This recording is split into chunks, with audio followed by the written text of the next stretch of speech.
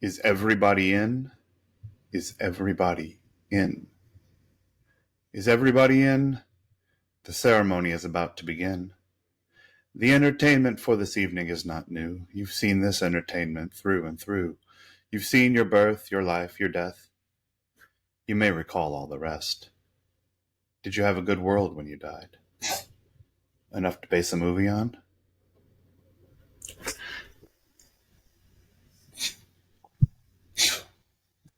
Welcome back to the Peach Pod After Dark, Cheesemeisters. My name is Jeff, and joining me on the other end of the internet, my cuz-host. I'm Leslie, and the first time I did acid, I saw God. Fuck yeah, you did. Oh yeah, I had to turn the lights on. I see that. I don't know, I just like to tell people. No, it's great. In case their eyeballs are deceiving them. So, yep, Ember's got one on for this movie. Amber's getting over, not a cold, just old age, much like Jim Morrison. And, Right. Yep, Age 27. Yeah, really. I know. It was a long movie. That's not bad Right. bourbon, by the way, what I just drank. Oh, nice. What is it? It's super cheap. It's Old Bardstown Bottle and Bond. I got it in Louisville. It was like a $25 bottle. Nice. I got it a few years ago. I hadn't had it in a while, and I figured it looks the part. It does. For the bit. So, which reminds me. Even bottles have to be cast, people. That's right. Shit matters. Details matter. Mm-hmm. All right. So this week we are doing The Doors, the Oliver Stone's 1991 psychedelic rock biopic masterpiece starring Val Kilmer, Meg Ryan, Kyle MacLachlan, Frank Whaley, and Kevin Dillon. We're doing this in conjunction with Season 2, Episode 23, Cardio Funk. And our spelling connection is in The Doors. Dillon's sponsor is played by John Densmore, who is the drummer for The Doors and is also the studio engineer in that beginning scene at the start of the movie when Jim is recording the American Prayer. Mm-hmm. That's John Densmore. So he's our spelling connection for this movie. So The Doors. This is a new one for you. Very new. Yeah. I know some of their music.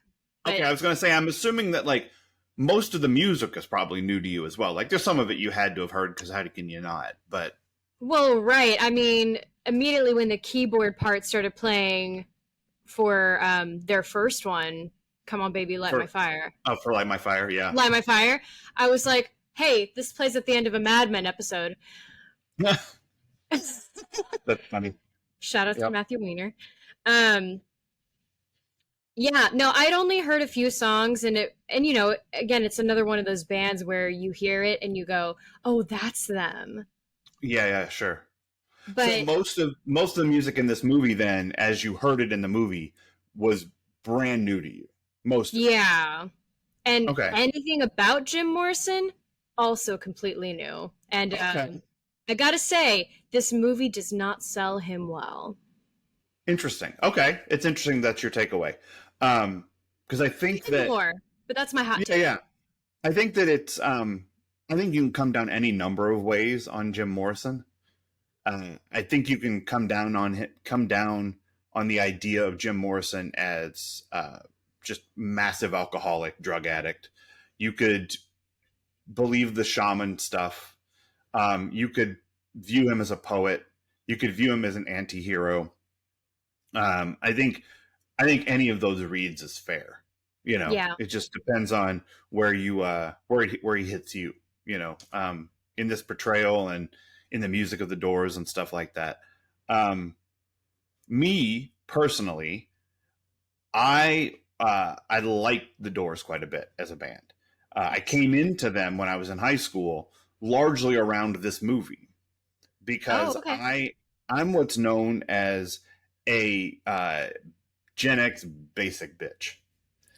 Because any white dude in 1991 suddenly became a Doors fan. I mean, the Doors were everywhere because of this movie. And some of that I think is the music I think is really good. They were for a time they were like my second favorite band because you feel deep and important when you like a band whose lyrics are poetic and whose music is in minor keys and can be droning and hypnotic and all of the things that it can be through the course of the breadth of their career. But when this came out, I loved this movie. I thought, nice. Okay, yeah, I can't fucking keep this. Oh no, it just keeps wiggling. And so I was curious how it would hold up for me watching it. You know, I haven't seen this movie in a long, long time, but I watched it a bunch when I was in high school. I don't know if you noticed, but there were boobs in this movie. And I know. That's why I have such dark eye makeup today. I gotta cover all the black eyes I got. Oh. Yeah, this was... it was a fun night. There's a lot to commend this movie to 15-year-old me. You know, like there's this 60s, you know, psychedelic thing. There's the music that is already really good, and like you just kind of can feel the music as you listen to it, and the braininess of the lyrics, and then there's just 57 tits in this movie. I mean, they're just everywhere. So like, but even to the point where like after like the third or fourth time I saw this movie, I was like, there's a lot of extra boobs in this movie. Like a lot. I mean, I'm not going to complain, but they're like, for no reason, just here's some boobs. It just... Okay, so I'm just going to jump into this backwards because, you know, I was enjoying the movie, I think, up until about halfway through, which I don't know if it was somewhere about halfway through, 3/4 of the way through, whenever he starts becoming more of an alcoholic and violent and just a dick about his, I'll say, genius in this case. I don't know that I don't know if I believe in it, but I'll say it because I know other people believe in it. And, you know, I'm not here to sit on anyone's parade. Because, like... Right. Their soft parade. Yeah. Oh, okay. Yeah. But I can't even remember where I was going with this. Oh, but yeah, all the tits. But at some point, it all became gratuitous. It became so tropey that I started feeling like I don't know how seriously to take this movie. Like, if this is really what happened, which we did a lot of reading afterwards, it is not. No, some of it is. Some of it is, for sure. But if that was really how it all happened, then you have to ask the question, was it all a performance? Kind of like some celebrities now. It's like, okay, are you really this much of a jerk? Or is this just is this a game to you? Yeah. And I guess seeing it for the first time in 2024 is kind of rough because we are not... I'm not going to say we're not completely, because unfortunately there are a lot of jerks still making a living being an asshole / genius. I won't name any names. Whatever one popped into your head, that's him. That's the one you were thinking of. Oh, and yeah, most likely. Right. Sorry. Yeah. And so with that lens, watching it, not even that's what I was meaning to watch it with, but like, it's very hard to watch this and see him as the idol that so many people did. Now, that being said, I want to do my own research and listen to his music on my own Yeah. without the movie and Uh-huh. like discover it in my own way because I want to give things other chances. Like, you can't, your talent can't be non existent for that many people to love you, Right. Right. Right. Right. you Yeah. know? Uh-huh. And for your band to support you through that much, not only did they love you, but they clearly knew that you had something there and it was magical. Yeah. So I just think it's unfortunate that Oliver Stone kind of bastardized his life. Mm. You know, it's like, let's make it Yeah. more interesting. You don't need to make it more interesting. It's Jim fucking Morrison, you Right. know? It's Yeah. anyone in the 60s who's a musician. Like, they're all very interesting people. Yeah. I don't think it has to be the music biopic that, it doesn't have to be the definition of a musical biopic. So I think then you're right. That's a choice, Yeah. right? That's a choice by Oliver Stone to focus the movie in on this aspect of who Jim was as a person. Because we talked about this, in our previous music biopic discussions. Like, it's always a perspective on the person. Yeah. So why this perspective? And I think, because I listened to a few things, a few interviews of his at the time when he was talking about it, but I think it comes through what the perspective is. It's this questioning of, like, it sees the whole movie and Jim Morrison through those William Blake quotes, Mm. right? It frames the whole movie through the idea that if the doors of perception were cleansed, everything would appear to man as it is, infinite. And the doors of perception phrase is the title of an Aldous Huxley book from the early 60s, or late 50s, I can't remember when it was written, called The Doors of 60s. Perception. Yeah, which is basically, and I've read it. I read it last Nice. year before. He's just describing an acid trip he was on. Oh, wow. Like, I mean, it's really interesting to read if you can, like, get into the flow of, like, what's happening and what he's describing, and that's how Jim Morrison talks this entire movie.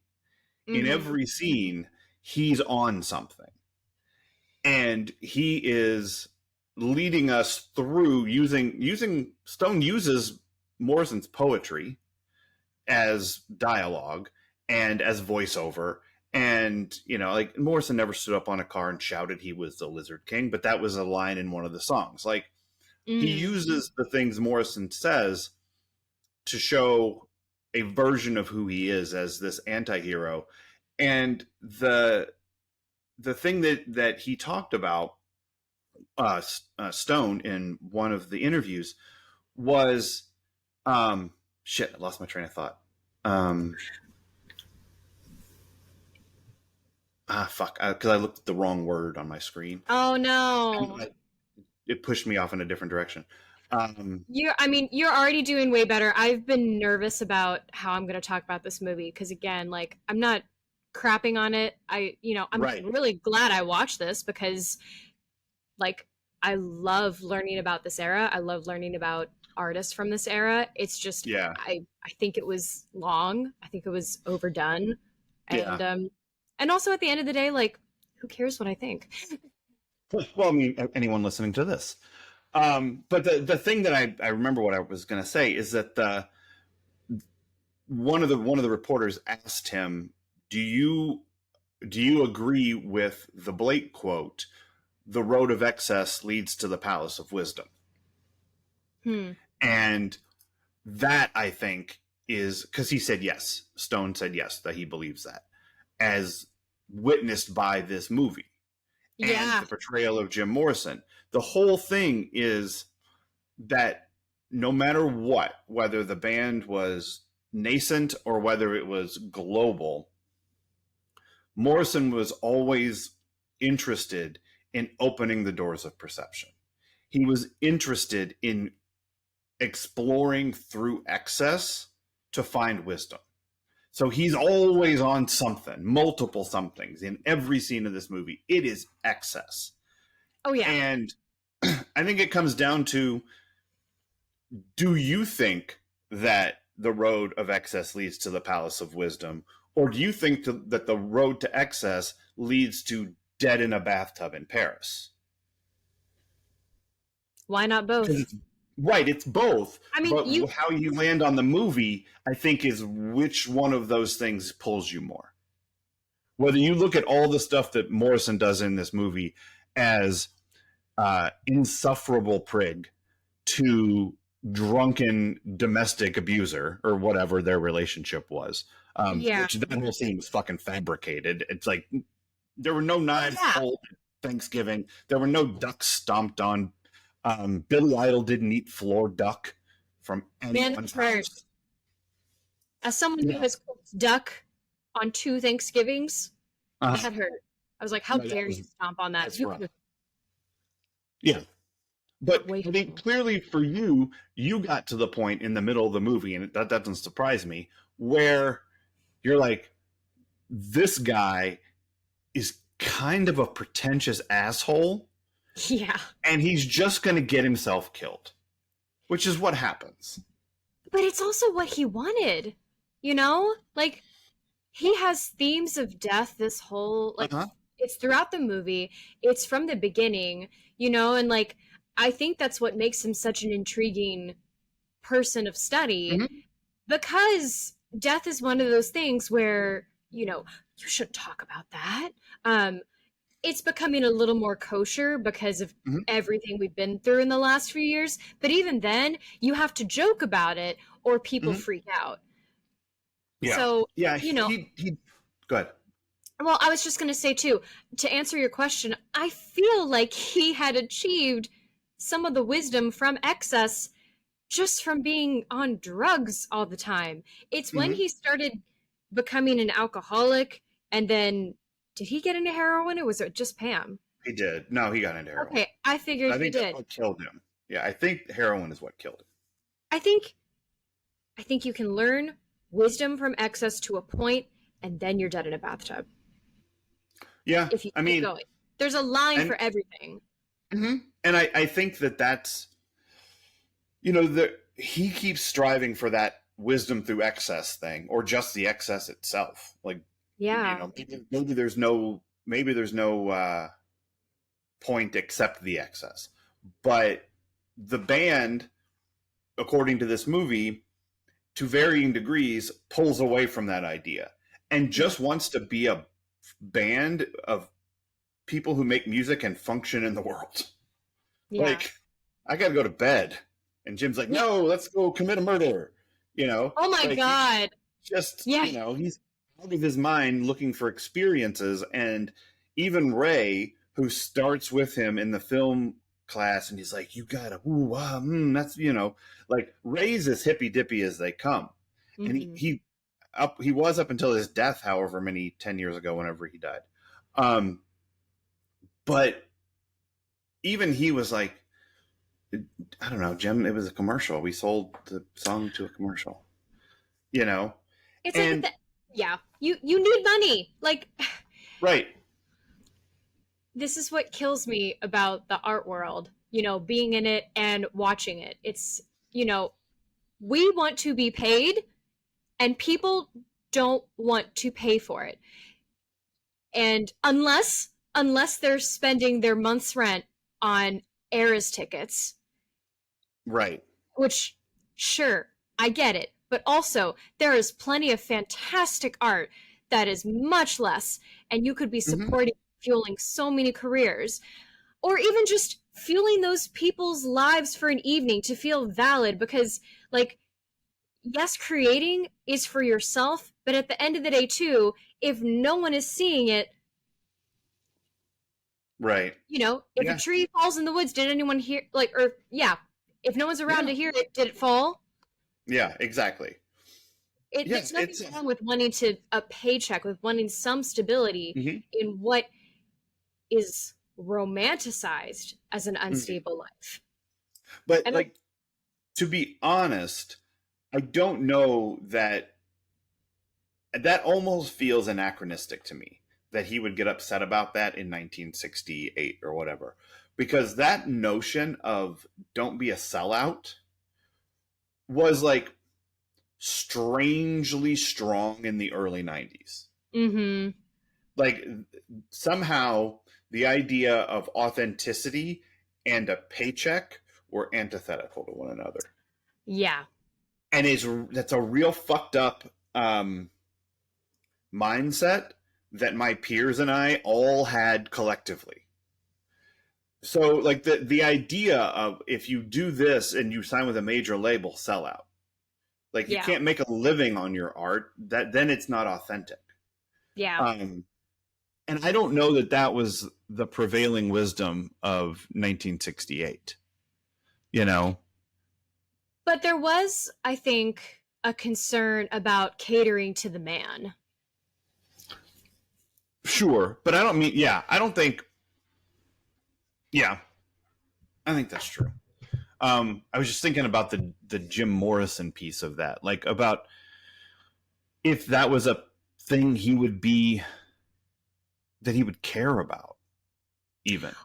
Well, and so I wonder if what kind of reignited people's love for him in the 90s was that they made that more pronounced in this film. They made him, not want to sell out. Yeah. And they made him a Woodstock 99 version instead of the Woodstock 69 he would have been. Yeah. Yeah. Although he wasn't as angry as 90% of Woodstock 99. But I think this movie, once, especially in the later stages of the film, like he has a quiet anger about him. I feel like I can be completely wrong. No, I mean that's the way that it shows. He's belligerent anyway. Yeah, he's belligerent and he doesn't have any patience for anyone who doesn't want to be pushing through the excess with him. Yeah. And so, he gets into it with, police officers and stage, people, bouncers at the, like just all of it. And what I watched this with Liam. I was like, watch this movie.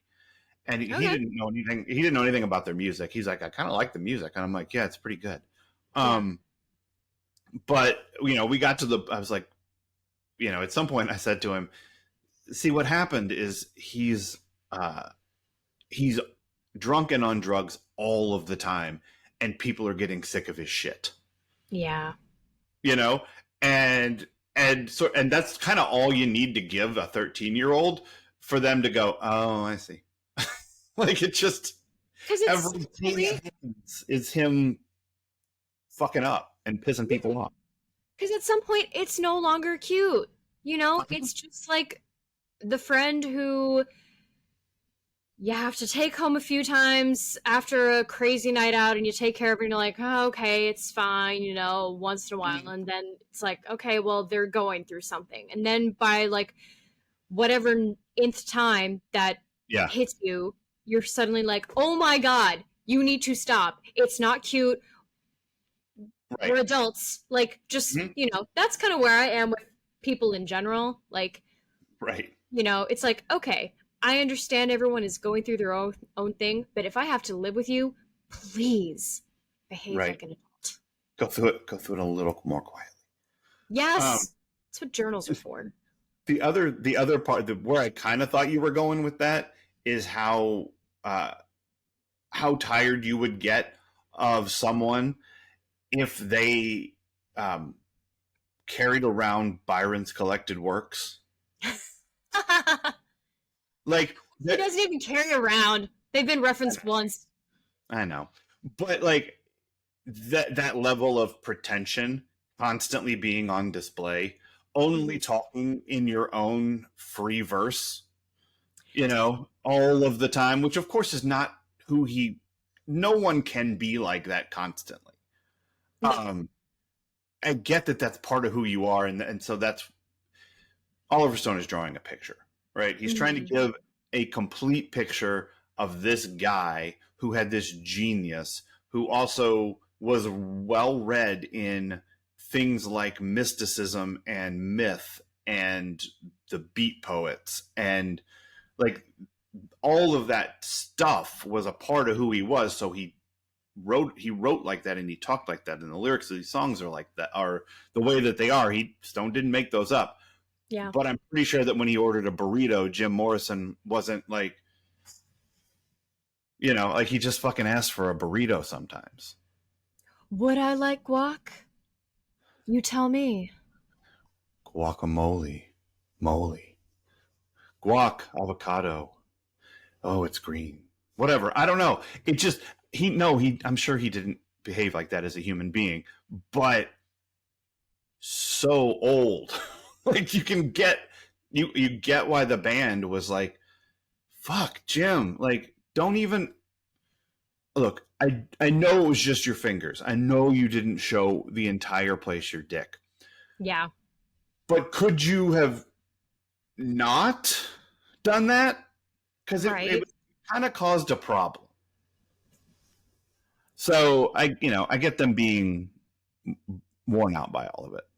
Absolutely. I can see why people stick around, because they want so badly to be, if they can't be that kind of genius, they can at least be close to it and hopefully absorb some of it.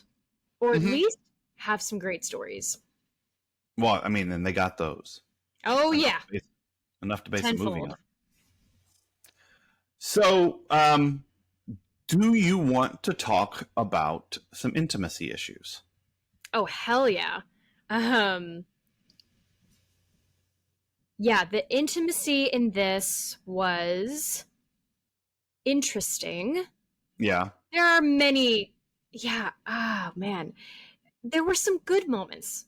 Like, so the first kiss started out rough because Val Kilmer just kind of like open mouth went for it.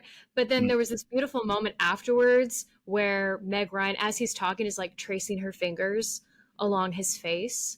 Yeah. And I thought, she gets it. She understands the assignment of like the subtleties. It's not just about kissing people that shows intimacy. It's, the way you touch someone, their face. And the way they show him being intimate with her is it's interesting in comparison to how he is with the brunette, who is not even one person but a conglomeration she's kind of many women. Pamela. Yeah. No, wait, Pamela is Meg Ryan. Patricia. Oh wow, Pam and Patricia, great. Yeah, that's why I was like so close in my. I was like, wait a minute, something's not right there. I noticed. I loved kind of looking at the palettes in this, and there's like a rosy, like orange. It's not sepia, but if you could make sepia into a different color, that's the look I got. Got it. The vibe that I got. Different lens, yeah. Yeah. But then when he's with Patricia, it's very dark and gothic. And not just because of the witchiness the witchcraft that she's into, but it's almost like he gets to explore a more violent side of himself with other women. Sure. And when he's and so with that thought, other women that he's with, their boobs are shown more readily. And I don't know, I had some questions about this because, and I know we're not going to have answers to them, but it felt to me like the women, anyone who wasn't Pam, was someone more comfortable. Anyone who wasn't Meg Ryan was more comfortable being nude, or they were more easily coerced. Because there was a lot more shown of women with, you know, lesser parts, lesser roles, to be clear. They're not the roles. Yeah. They had the normal number of boobs. And like we do see Meg Ryan semi-nude at one point, but the way it starts, and I was really hoping they weren't going to move him because it was such a tender moment. Like his head is on her chest, and again, this is very different than how we've seen him with other women, and she's holding him and he's covering her, and then he moves, and it could have been natural, except then she kind of does this, and I went, I don't think she wanted to be seen. And I mean, as the actor, and I hate that for her. If I misinterpreted it, well, that's why you need an IC, so that those things don't get misinterpreted. So, and you know, again, with all the nudity, like, have we seen those women in anything else? I mean, I don't know. I think a lot of those were extras. That's what I mean, but like, extras aren't just actors who don't. I mean, they're not just everyday people. Like actors are also extras are also aspiring actors, even though we get the double message of like, well, don't be an extra a lot because then no one will take you seriously. But you got to get on a set and you got to make money, so you might as well be an extra sometime and learn. Like, which is it? Yeah, this is why we're crazy. So, you know, and those women definitely weren't getting paid enough. Like, you know, personal note, like for me, if I'm ever going to do something like that, I have a number in my head and it has to meet that. Otherwise, it's not happening. Like, you know, because that needs to be valued. Not even just like the body so much as the brain behind the body. Like, I have no idea how you're going to treat me. I have no idea how other people are going to treat me. Like, and how that's going to mesh. So while I hope everyone was willing and had a fun time, there was a lot of disparity and, you know, a lot of extras getting paid very little to also show very little, or show everything rather, you know? I think, and of course, men weren't having to go through the same. Sorry, the men weren't having to be nude that much either. I mean, when Val Kilmer's as Jim is running around chasing, I think Patricia or Pam. Patricia. Yeah, he's got a blanket around his waist. And she's fully nude. Yeah. Yeah. I wanted to talk about the concert, like the big concert scene, especially the one around the bonfire, because my impression and my understanding is that all the people who showed up for that had a blast. Like they were all just there to like, and I feel like all of those performances felt like a Doors performance would feel. Like even if they never had a night concert in San Francisco around a bonfire, like that, the vibe of the thing is correct. Yeah. But the intimacy pieces of that kind of crowd movement, which is like it's in sync with each other. You know, they're moving to this music, and you know, lots of, like it's like Jim surrounded by the Booby Patrol, and everybody's doing their moves and stuff, but it felt very real. It felt very right. It did. Know? And yet, you know, I was reading somewhere that never happened, but it totally felt like that's something that would have happened at the time. And it looked fun. It looked like they had a great time. Unfortunately, again, in my brain, I'm thinking like, I hope it was fun in between takes, because I guarantee you not everyone had a robe. I imagine a lot of women had to stand around the whole day like... Yeah. And, you know, low-key get harassed, but make jokes and just be like, haha, yeah, well, you know, just another day at the job. Harassment. Right. Like, yeah, things we do to survive. So, you know, again, I I really don't want to be a Debbie Downer for this, but these are the realities like Right. of a set. And Uh-huh. again, my experience is limited, but it's called, I do reading, I have done training, and Right.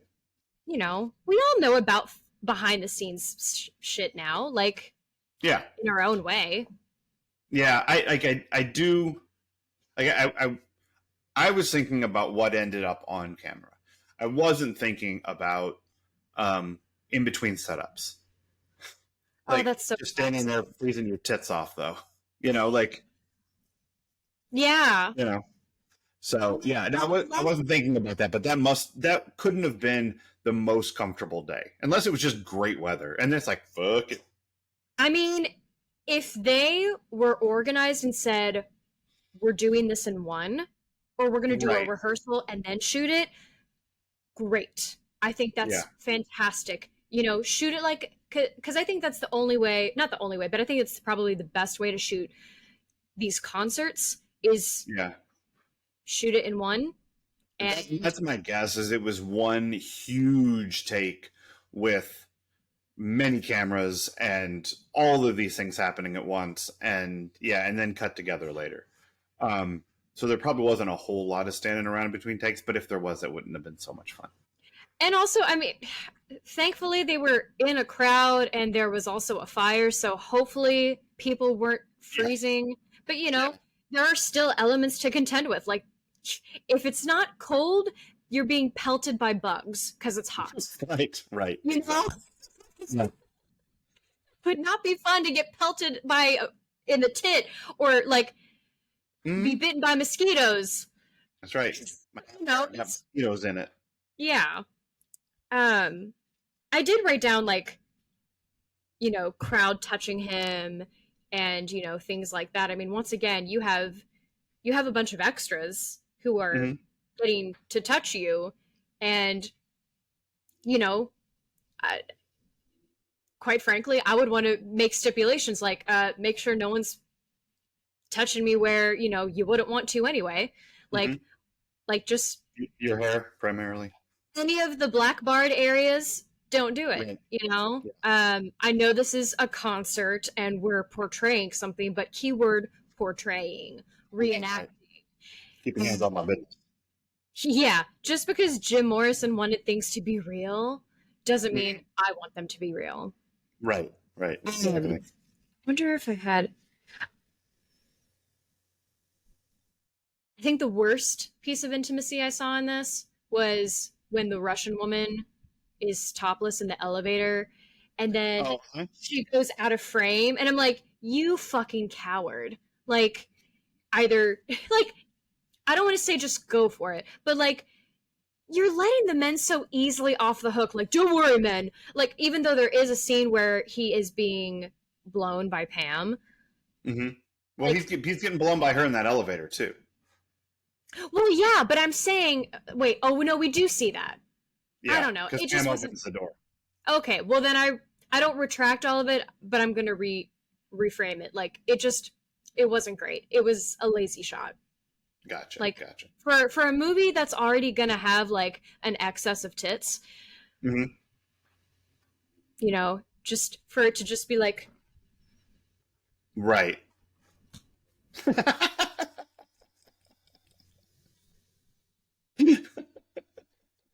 Want more. Do you like their reenaction? I was a fan of that shot. Yeah, I enjoyed that. That was funny. Yeah, that was quality. I do have one more. I have one more. I'm sorry. There was a lot of like really interesting stuff to think about intimacy wise in this film, and one of the last things was that, again, going back to that scene between Pam and Jim, it's this sweet. It starts out sweet, and then it turns strange, and then violent, and then he's suddenly aroused again. We learn a lot about him having performance issues, But then there's this weird thing happening of he's into it, I can't, but and we can't. She's clearly upset. But is it upset because she loves this tortured man so much that it's also hurting her, or Mm-hmm. is it something more sinister? And I don't know. I don't think it was necessarily sinister, but clearly, maybe it's just to show that they have a toxic relationship. Like it's a weird love. Volatile. Yeah. Yeah, yeah. So it was a very. I would say that was some of the most interesting intimacy in the movie. Mm-hmm. I mean, it was a relationship between two active addicts. Yeah. So, Kurt Cobain and Courtney Love had a also dysfunctional, drug-addled, interpersonal, romantic, sexual relationship. And Yeah. I don't think those things are always nice and calm. No. So, and I think that it's I don't know. I like the way that they show him with all of these different circumstances, and then the way that the Pam relationship is different from those. Yeah. Even though That it's was well done. equally jacked up, but and it's all presented not as fact but as vibe. Mm-hmm. Like The you're 60s, baby. right, but also like this dude. Yeah. Like you're meant to get the vibe of this guy. And I think that as I segue into Needle Drop Forest, as if I'm going around a campfire, I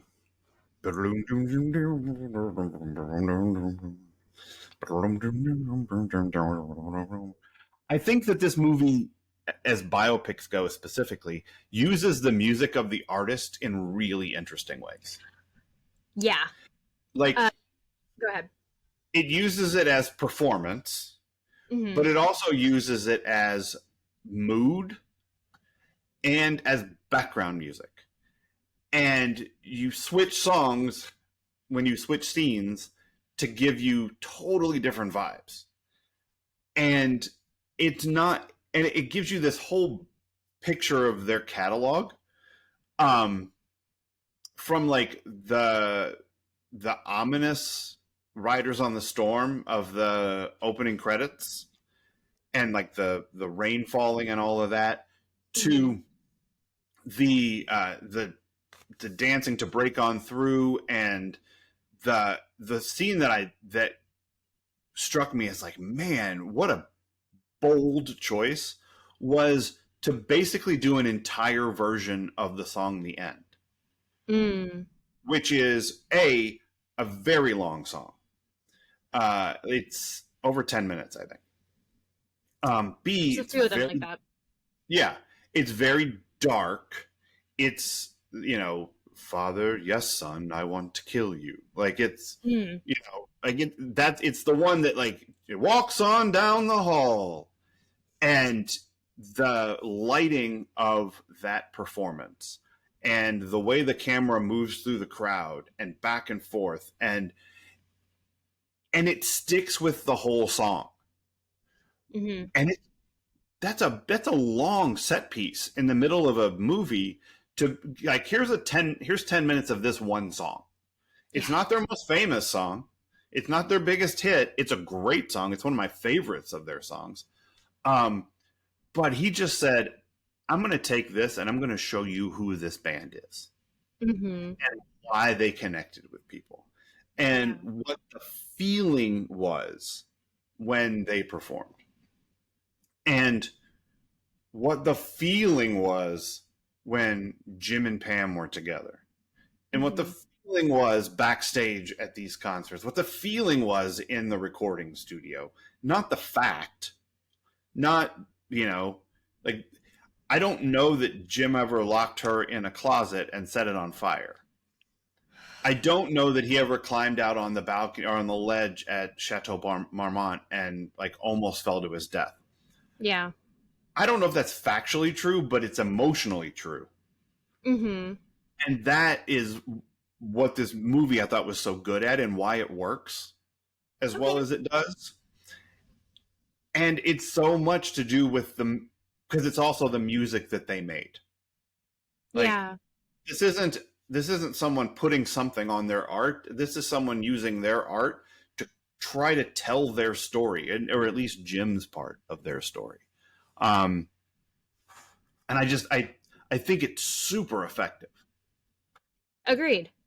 What are your thoughts on, with regards to music biopics, what are your thoughts on, should the singing be really done by the actor or should it be a recording? Whatever works best.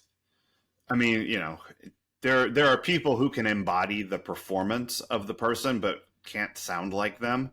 Mm-hmm. So, like go ahead and use James Brown's mouth. Use his songs. I don't know what they did for the James Brown movie. Who was like where That the was Chadwick singing? Boseman. No, I don't know. Was he singing? I don't know. Yeah. Yeah. I would think that would be tough I'm because still, because of the range of James Brown.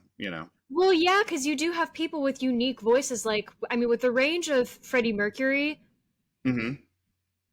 it did not surprise me that Rami Malek did not sing. And I Of think with course Freddie not. Mercury, you're like, nope, we want Freddie. They only want Freddie. Yeah. Sorry. Because there's no mimicking that. You can't mimic Steven Tyler from Aerosmith either. Yeah. Like, there's a tone and quality to that voice that is singular to that person. But Jim Morrison is not like that. He's got a normal dude's kind of deep speaking voice. Like, he's got a really good performative voice, but it can be aped, in ways that James Brown, I don't think, can be aped. Not every part of James Brown. Yeah. So whatever makes it work. Yeah.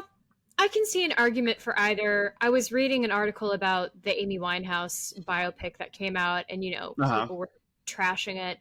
And again, you have a very unique voice. Mm-hmm. I think someone could do it. I just don't Mm-hmm. know that they found the person who could, but she could sing well. And she looked like her. She could look enough like her. Yeah, but see, anymore, I think you can make almost anyone look like almost anyone, Yeah. provided you keep it appropriate. But, like, it's kind I of like that actress, though. She's in the show called Industry, which is great. Oh, I don't know it. Yeah, it's an HBO. I hope she stays in the industry after this movie because poor thing got ripped to shreds. She's and I in would say season 3. unfairly.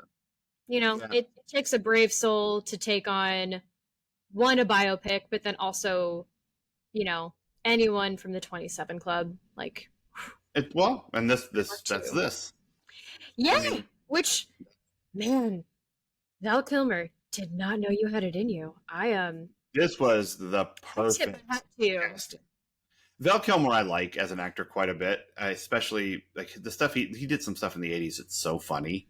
As a comedic actor, Real Genius is hilarious.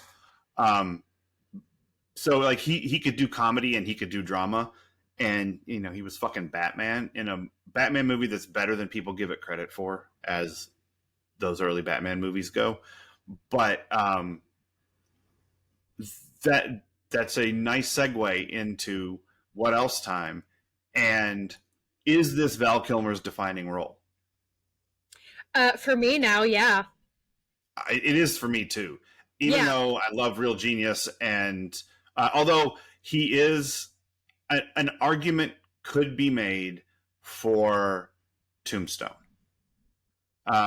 His Doc Holliday in Tombstone is fucking iconic, and but it's so different than this or his other stuff. But I think it's either this or Doc Holliday. But he's so perfectly cast for this. Yeah. And he just he embodies the physicality of Jim Morrison, and he looks like him. You put him in the wig and he's there. I really can't say enough how impressed I was. Like, it made up so much for when the movie was beginning to fall off for me, because I was still enjoying watching him, even though I was like, oh my God, like, you could make a drinking game out of his drinking in the latter half of the film, and you would be as gone as he is. Yeah. Like, You notice I haven't picked that bottle up since the beginning. I did it just the once. can you hand it over here? Because I would love some. Thank you. Yep. All right. What about Meg Ryan? Is this her defining role? Absolutely not. No. Thank God. I kept, when you told me she is in her own movie, I kept thinking, like, is that a dig against her? And I thought, oh no, they blatantly put her in, like, just a whole other sphere, and she's just trying to make the most out of what little she was given. No, for me, her defining role is When Harry Met Sally. Yeah, she's Sally. I mean, that's, yeah. Or she is girl across Assembly Hall court sitting next to John Mellencamp at this game that I'm in. Because that was Meg Ryan's role for a while. Wow. Longer than one would have thought she would be willing to just go to IU basketball games. Because, like, what does she care? Yeah. Only there because she's dating Johnny Cougar. But, Meg Ryan, John Cougar, and I were all at an Indiana basketball game one New Year's Eve. And I was like, she must love him. If she said, on New Year's Eve, not only am I going to be in Bloomington, Indiana, and not anywhere else in the world I could be because I'm rich and famous, I'm going to this basketball game. Hey, you could do far worse than Bloomington, Indiana on New Year's Eve. Absolutely. But for Meg Ryan to make that choice, there had to be other things on the scale. Like, Meg Ryan, given her druthers, is not driving to Bloomington on New Year's Eve. I am. I feel like if I made it big, that's the kind of weird shit I would want to pull. Be like, I'm just in a random place. It's kind of like an Almost Famous when Russell's character is when they're in Kansas and he quits the band and he comes across a bunch of teenagers partying. Like, sure, not. Yeah, I'll do that. You want to see me feed a rat to a snake? Absolutely. I kind of do now that you mention it. I didn't think I did, but now I do. Yeah. All right, Kyle MacLachlan. No, this is not. But I was excited to see him. I feel like I'm only going to have embarrassing answers for what his defining role is to me. I mean, because I know one of the three things in your head is Sex and the City. Like, I hate it. I hate it so much. Yeah, why because there's one answer and one answer alone, and it's Agent Dale Cooper. I know, and I haven't. Like it's okay. Twin Peaks is fucking good and fucking weird, but yeah, a good cup of coffee and a piece of cherry pie. That is Kyle MacLachlan. It's not this. I think I worried at one point that it was too weird for me, and now I've watched almost all of X-Files and other weird shit, and I'm like, oh yeah, I could probably handle Twin Peaks. You could, yeah. There's some absolutely creepy shit. Oh, yay. I mean, Bob, everyone knows I just said Bob. If they've seen Twin Peaks, they're feeling how creeped out that dude can make you. Just at the mention of. Is it worse than the episode Home from the X-Files? It's much different. But the scare image of Bob, like the one that everyone is picturing in their head who saw Twin Peaks, is, I think it's the scariest thing that's ever been on television. Oh no! Just that one shot is the nightmare fuel of all, worse than Home. And Home is the greatest episode of X-Files ever because of how it makes you feel the entire time you're watching it. I will never be clean. I have Home stories, but they're not for today. Because that is such a great episode. But no, that shot of Bob, that'll keep you up. Like it's a lot. Let me get through 2024, and maybe I will add. Maybe we will finally watch Twin Peaks here. There you go. But this year is a nightmare in itself. I need to get through it. I dig it. All right, what is this the EST of for you? This is the Or trope. I'm sorry, Oh, did you have any what else's? um, I skipped it because I just jumped right into the. I think my what else is just like, when did we start romanticizing the tortured artist, and why has it become even more destructive? Because like, you know, even, even I'm not above wondering, I've said, I'm sorry, I'm like judging myself and preventing myself from speaking in full sentences. But you feel this need to be interesting as an Mm. artist. Why does interesting have to mean destroying yourself? You know? Right. Yeah. Why is that the It, only way to make these musical biopics or any biopic interesting? I mean, yeah. I mean, I think specifically for Jim Morrison, it's that's kind of what the story is. Um, like I don't know that you can tell the story of Jim Morrison without that self-destructive, tortured artist thing, because that's who he is, Mm-hmm. was. Um, I think that for other music biopics or stories of artists, there's there's a romanticization of that pain and how that pain is um, integral to the creation of the art, which is dangerous and stupid. Like, wonderful art can come from joy. It doesn't have Mm-hmm. to come from abject sorrow. But we romanticize the sorrow parts because it makes it easier to accept that someone was that talented. Hmm. Right? Like, it's, you don't want them to be talented and happy and rich and good looking. It's all too much. You're not allowed all of those things. You can be talented and good looking and get all the sex. You can't also be happy and healthy. There's something has to be wrong, Yeah. or, I mean, or not relatable. that's why people are, people want to make fun of mostly female artists writing about exes and everything. Except when they're happy, people are like, I don't like it anymore. Right. Mm-hmm. Yeah. I mean, Jim Morrison in the movie says they don't want my music, they want my death. Mm, yeah. You know, they want me in pieces. That's what they want.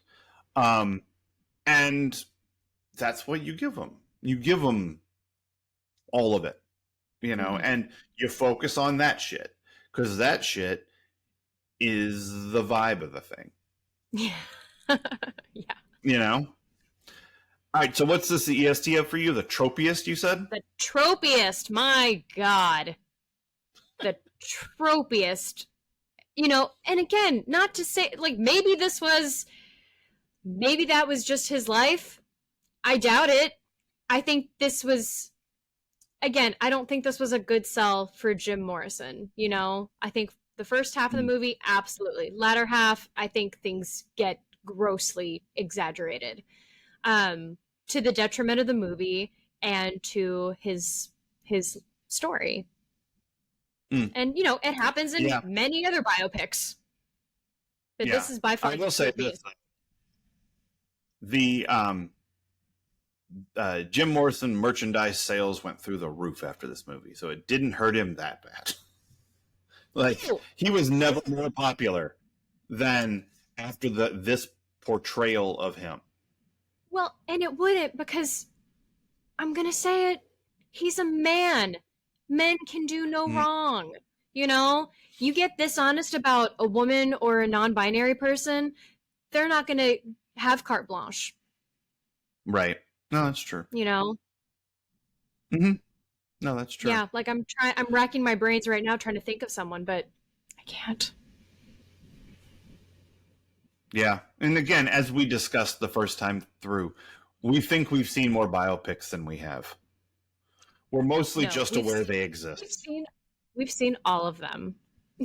If you've seen one, you've seen them all.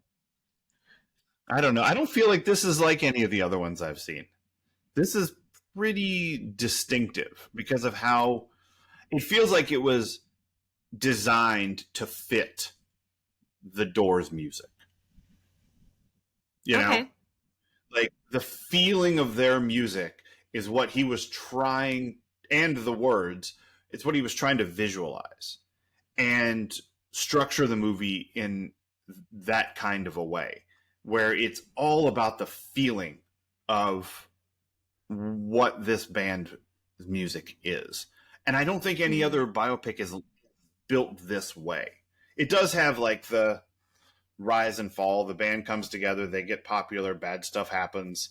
And then, you know, either they break up or somebody dies. Like that's every VH1 behind the music, you know. The closest one I could think of was Rocket Man, because the way Elton John's music in that movie kind of goes, and then it's also a musical. I was reminded of while watching this. Gotcha. Yeah, I haven't seen that one. So, but I think it's if you've got a band whose music has a cohesive feel, then I think that's a cool way to go about it. I don't think you could do that for the Beatles. Their music is, every album is very different than the one before it, with just a few exceptions. You know, just bands who change over time.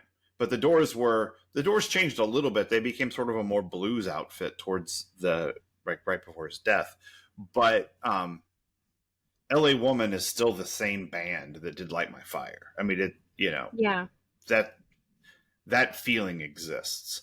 So I don't know if you could do that with every band, but with this one, I think it works really well. Yeah. What's your EST? EST. Most superfluous boobs in any movie. Yes. And I think I was kind of just talking about it, and I talked about it earlier too. This is like the realest seeming music biopic. Like, it's not real, but it seems real. You know? Yes, it does. Like, it feels correct. And in a way that I've not seen in any other biopic, you know? No, I was totally taken in by everything that happened. And then when we were debunking it afterwards, I was like, man, I got taken in. Yeah. Because it all feels correct. Yeah. You know? And because the voiceover is all basically like poetry and shit that he wrote at some other point in his life, it is his words. So that makes it feel more correct, more true. Even though it's, you know, it's got Oliver Stone's hands and imprint all over it. So it's, I don't think anyone else could have made this movie this way. You know? I can't say, but sure. Yeah. How much Oliver Stone have you seen? I'm guessing it's not going to be a lot. 0. This is it? This is number 1? I'm pretty sure this is it. I've never heard of this man. You've never heard of Oliver Stone? Well, no. That is, you should have led with that. Oh. All right. Yeah. So here are the movies. What is he done? Okay. Born on the 4th of July. No. You've never heard of it? I mean, it is before you were born. I will give you that. I mean, yeah. So I've heard of it. I mean, no, and I've never seen it. Gotcha. Okay. I didn't expect you to have seen that one, to be honest with you.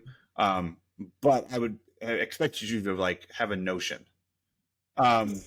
He did Platoon. Oh, I've heard of that. Okay. Wall Street. Heard of it. Definitely not watching it. Yep. Born on the 4th of July.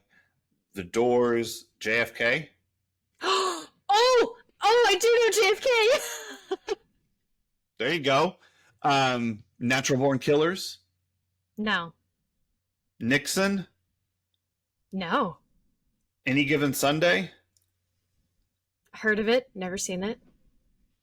He did He did a World Trade Center movie in Oh. 2006, which I have not seen. I hear it's pretty decent, but I haven't seen it. Then he did the Wall Street sequel. Um, I mean, this is one of the directors of the 80s and 90s. Clearly. Like one of the ones who could basically do whatever he wanted. And after the success of Platoon and Wall Street and Born on the 4th of July, like this guy could. And then The Doors was a massive hit. And JFK was massive. Like JFK was really a big movie. I liked JFK. Yeah, I like it quite a bit. Back and to the left. See, I go more towards, you're a fine looking man, Mr. Garrison. You've seen it more than me. And you don't know shit because you ain't never been fucked in the ass. Wow. Yep, that's my favorite line of that whole movie. Shouts to Kevin Bacon. Kevin Bacon goes for it in JFK. Oh man, now I'm thinking about Gary Oldman playing Lee Harvey Oswald. Uh-huh. Yep, he's really good in that. That's sexy. Not Lee Harvey Oswald, Gary Oldman, just to be clear. Yeah. I don't know, Lee Harvey. He's a looker. Yeah, good. Anything else for The Doors? I don't think so. All righty.